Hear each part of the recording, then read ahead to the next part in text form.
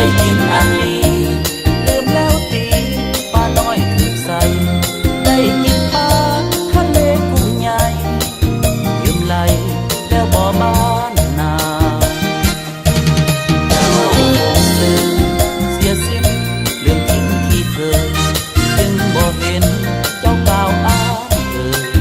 ลืมเลยบ้านดงบ้านป่าได้ดีมีสุขผมลืมถูกเสียแล้วแก้วตา